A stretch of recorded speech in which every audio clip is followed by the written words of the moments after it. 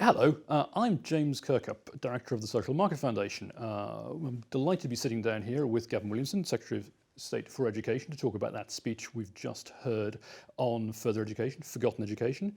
I'm really pleased that the Secretary of State is here to talk about these subjects at the SMF. We're a cross-party think tank. We cover lots of different policy areas, but one of our abiding interests is in education, skills, training and jobs. And our real focus is on the half of the population that doesn't go to university. We sometimes say, when we try to define our mission in life, it's to make the British economy more German. So lots of the things we've just heard from you, Secretary of State, are extremely interesting to us at the SMF. I'm very glad that you're here to talk about them further. Thank you. Pleasure.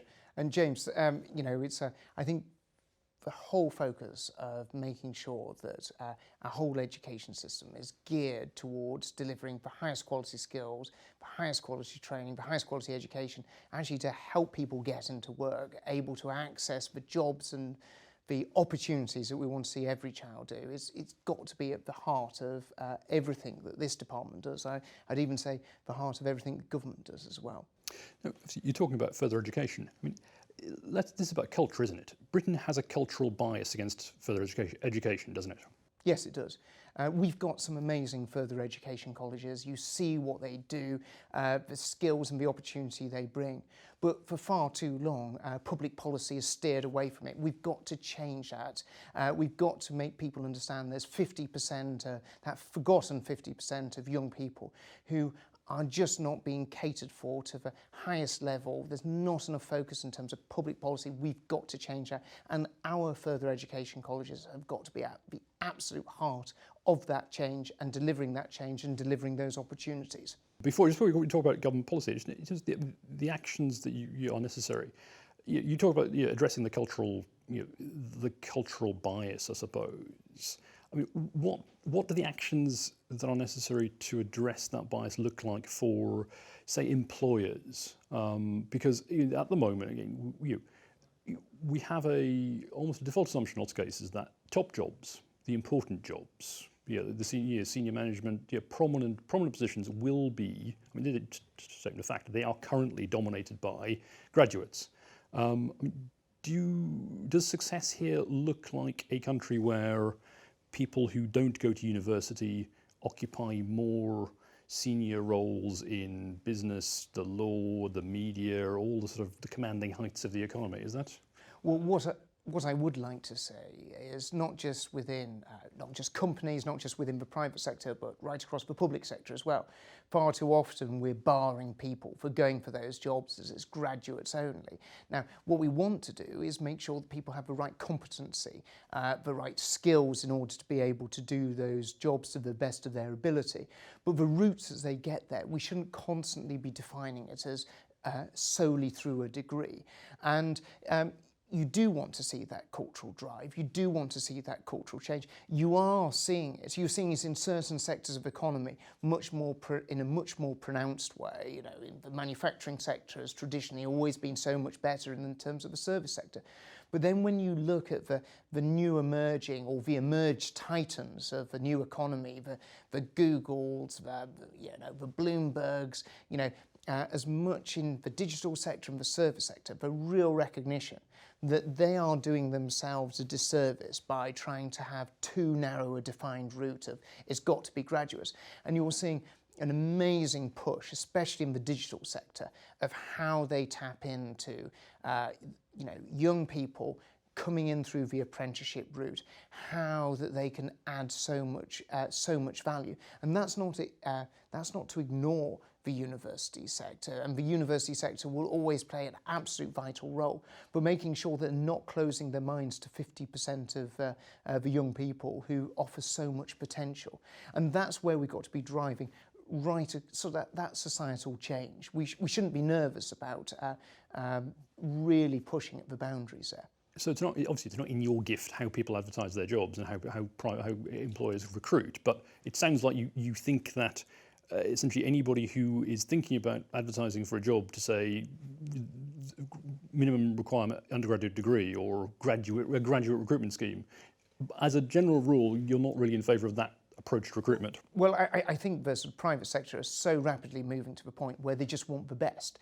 And that could be someone who's done a brilliant degree that's been able to take them on the pathway into that job. But equally, and just as importantly, it should be through apprenticeship routes, it should be through, the accumulation of high quality high quality learning, and that might be through colleges as it can be through universities.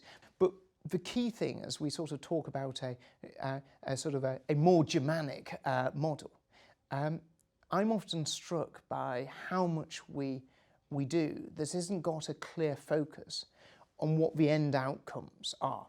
And I don't think that we should be nervous about talking about the fact that we're giving people the skills and the training and giving them the education so that when they leave school, college, university, they can comfortably and easily step off straight into a job. Because, yes, success is, yes, it's about the qualifications that you get, but it's the real success is what you then go on to achieve with your life. The real success is how you then go and use what you've learnt, whether at college or school or university, and use it to provide for yourself and your family in the future. And we shouldn't be nervous about talking about our education system being the system that is able to create the skills and the talent for industry, the public sector. It's got to be forefront of what we're doing. If you, I don't know where, I'm not sure if you were an apprentice or whether you were a graduate, James. Did you do it? Degree in politics from Edinburgh University. A very, very established, great university. But you would probably have felt that maybe that was a little bit wasted if, as a result of it, you hadn't been able to use that to open up the opportunities to get jobs and work in the future. And we shouldn't be nervous about talking about the value of education to lead us into work and making sure it ties into work as much as possible. We've got to universities, and obviously the big theme of your speech is 50% here, 50% there. I mean, forgive me for saying it, you don't sound like someone who's terribly persuaded by the idea of targeting a target of 50% of school leavers going to university. We've let public debate be so dominated for literally decades with an obsession with a 50% target. What we need to be doing is obsessed with what are the outcomes for young people, and that can be brilliantly delivered through colleges as it can be through universities. And sadly, what we've seen over the last decades is actually the number of people who are benefiting from learning, especially maybe later on in life. There's been a decline in that. The number of people who are accessing training and skills and learning in different ways other than sort of the pure 3-year bachelor's degree, people have moved away from that. And we've got to, I always remember my mum going into, she didn't go to university. She did her A-levels and went into work. But the real pride that she felt about actually taking up learning, taking up education at a slightly later stage in life, we've got to be recognising that people's careers aren't just going to be a sort of a natural progression all with one company, all in one industry. They're going to be changing multiple times over.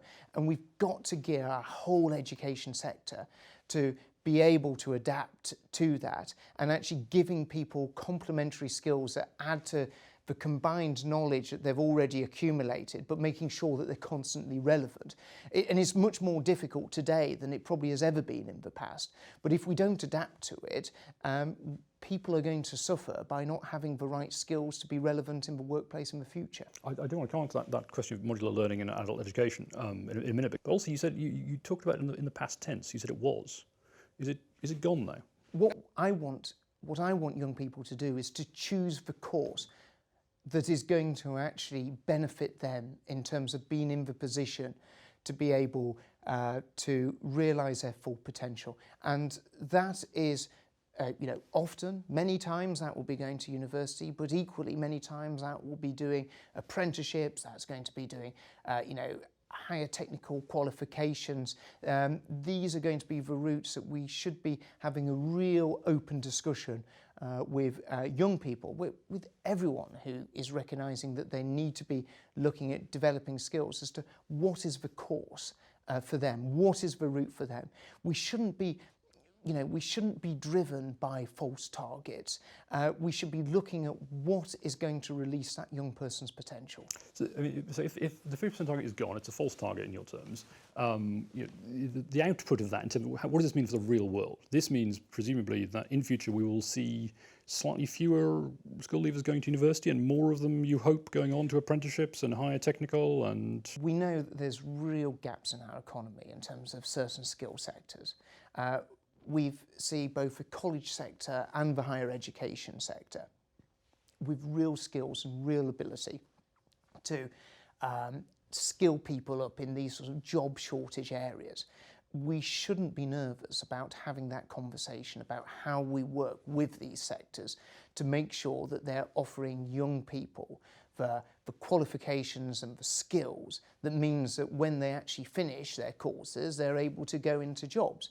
Now, that will mean certain elements of disruption to the patterns that we've got into in terms of thinking about necessarily 3-year degrees, maybe looking about some of the patterns in terms of, a move to credit accumulation, do modular courses.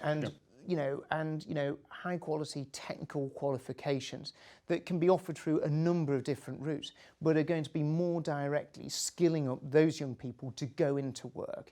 And we should be seeing these as, where we have seen economies really thrive, really actually driving the sort of productivity agenda. These are the sort of skill gaps that they've been so much more capable at filling. And we have had some cultural hang-ups in this country.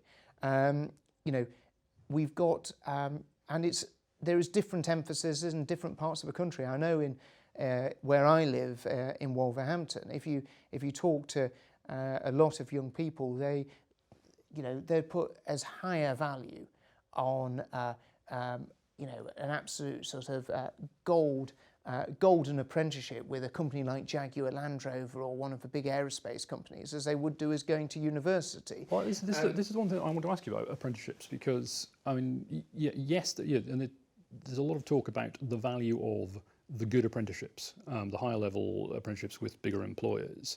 And actually, and this is something our research at the Social Market Foundation, it's still slightly anecdotal. There is some evidence coming through that what's happening is that as the wage premium that attaches to better apprenticeships is better recognised, you're starting to see those schemes are being pursued by, sought after by better off kids and their families. Now, in one way, that's a measure of success. I mean, if people recognise apprenticeships are going to deliver a wage premium and they're going to target those schemes accordingly, that's good. It shows they're working. But there are consequences to that for social mobility, aren't there? Because sometimes apprenticeships have been presented as a social mobility policy. They are something which will allow kids from low-income backgrounds to get up the ladder. And if those schemes are being an anecdote, I was talking not long ago to a recruiter at one of the big professional services firms who they run the gold standard apprenticeship scheme. And what they said was, look, we are now seeing the kids who would otherwise have come to us via a good university degree and joined the graduate trainee scheme are coming along and they're joining as apprentices because they know this is a quicker route to where they want to get to, and a cheaper one as well. But what that does mean is every place on that scheme that's taken by someone who is from essentially the Russell Group pool or whatever it is a place that's not going to someone from the forgotten 50% in your terms. So is that how do you deal with that tension? Well, the key element of it is driving the expansion and actually making more firms really understand about the value of apprenticeships and what that can bring them. And actually, it shouldn't be seen as something that is, in the Midlands, where you have a strong manufacturing tradition, there's a very clearly defined sense of what apprenticeship looks like, how that can help people access employment. That's good, but we need to expand it vastly beyond those sort of traditional heartlands of apprenticeships. And that means that, we need to be looking at how we grow the cake. So create a bigger cake as against and sort of seeing that apprenticeships or university is clearly defined for one group or another group. We've got to be in a position where, I do not want to see certain groups of people thinking that apprenticeships is for them and university is not, or vice versa. We've got to be growing the full suite of options that people are able to choose. Now, if there are more children looking at apprenticeships from a whole range of backgrounds, that's great. That's something that we want to see. But what we do want to drive is the apprenticeship options to make sure, and seeing what the Chancellor has said, the importance that we're putting on apprenticeships. You've seen the value. This isn't just something that is driven from the Department for Education. It's seen very much at the heart of policy in Downing Street at number 10 and number 11, because we see it as a great opportunity for social mobility. But we want to see the ability to drive that into more companies, into more organisations, as this is a real amazing route to drive talent and ability. But we do not want to be in a situation where we're saying apprenticeships are for some kids but not for others. We want them to be for everyone. This all sounds good, and I run a think tank, so I like sitting around talking about these things in the abstract at the level of policy. But there will be some people who are watching this, who are following it, who either are in their teens, or the parents of kids in their teens at school will be wondering, okay, that sounds good, great.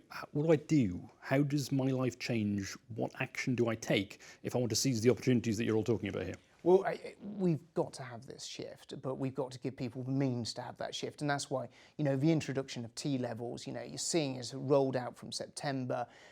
You're going to see, 3 courses, on digital, education and childcare and construction. But these are courses that actually have the same rigour, have the same standards as you see with A-levels and are worth the same, but also have the technical vocational elements in it. And the reason why they mark such an important shift, these aren't things that have been, sat around in sort of academic isolation as we brought them together. It's been done with, on the digital side, working with digital companies, digital employers, to make sure that they're designed to make them relevant for the work that young people, when they finish them, they may want to go into them, have the opportunity to do work placements in terms of digital, construction, education and childcare. So it actually takes them through that progression of actually not just learning, but into the workplace, or equally, if they want to do further training, further skills, further education, either in college or university, a brilliant pathway into that. So practical ways to give young people the opportunities we want them to have. Which, you're setting up what's probably my last question, or the last thing I want to ask you about. You said earlier on, you said you were talking about further education as forgotten education. You diagnosed the problem as being this is seen as something for other people's children. And you started to hint a little bit in your speech a little about your own children. You raised them, so I will ask you. You sound almost like a parent who's sort of teetering on the brink of encouraging the next generation of Williamsons to sort of don't bother with university, darling. Why don't you try an apprenticeship instead? Is that a dinner table conversation in the Williamson household? Yorkshire folk always like to make sure that they, money is very well spent, and the idea of earning and learning, I always think is rather appealing. Admittedly, 2 teenage daughters and dad's telling them what to do doesn't always. Surely they acknowledge your natural authority at all times. Doesn't always end well, but I'd be incredibly, like all dads, I'll be incredibly proud as to whatever my children choose to do. But I sit down with them, I talk to them about actually the real options that can be offered in terms of if they go down an apprenticeship route, how that can really work for them. And I think that's much more of a conversation that a lot of parents are having, whereas you know, I think to myself when I was at school, so many of my friends, so many of the friends that I was at school with were having those conversations about, you know, they wanted to, you know, get a good apprenticeship, go to college. You know, some of us went off to university, but many of my friends went straight into work, ended up doing HNCs and HNDs, and that's really worked for them. That's led them to real great success.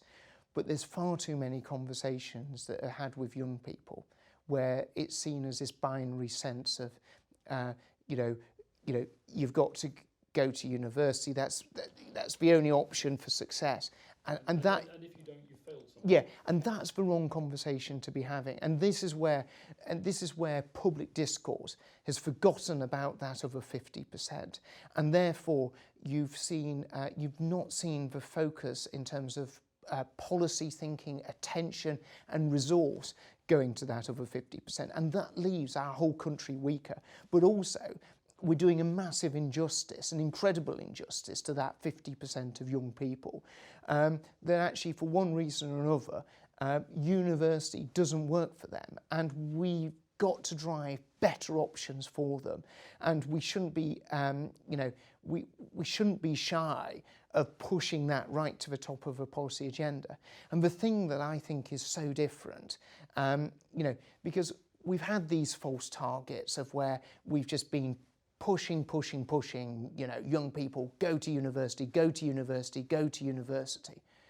And we've not had the honest conversation of what is it that's going to work for you? What is it that is going to be able to release your dreams and opportunities?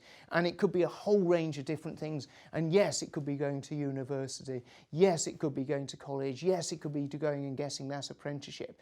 And, and what I think is so unusual with things at the moment, you have a Prime Minister and you have a Chancellor and you have an Education Secretary that are all completely on one mind, that this has got to be part of the top part of our policy agenda.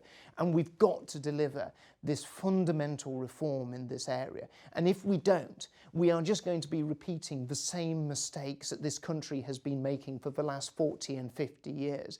If we don't drive this change, you'll be sat with another education secretary in 10 years' time, and they'll come up with the same diagnosis of a problem, and they'll say that they're going to act. But this is our time to act, because the economy is fundamentally changing so rapidly as a result of coronavirus. If we're to address the challenges of all those seats that we won for the first time in 2019, we've got to look at different solutions to the problems that are so prevalent in so many of those seats. And it is that sense of mission and duty that I think will genuinely lead to major fundamental change that we will, in 10 years' time, if you can be bothered to have a chat with me, James, I would hope that we can point to these changes leading to deep structural change in the way we view the opportunities we're providing young people, and how that leads on to a whole host of other benefits in terms of societal change, economic productivity change, but equally the life chances of that forgotten 50% that we've just not done enough for. I can't make any promises about where we'll all be in 10 years' time, but I can guarantee that for as long as I'm at the Social Market Foundation, as long as it exists, our door will be open to politicians who want to come along and talk about further technical vocational education and things we've been talking about today. So the invitation stands to you and all of your colleagues in the House of Commons. So, but for today, thank you very much, Gavin Williamson. Thank you for coming to the Social Market Foundation in virtual form, at least. And thank you everybody for watching on whichever camera it is. There. Thank you.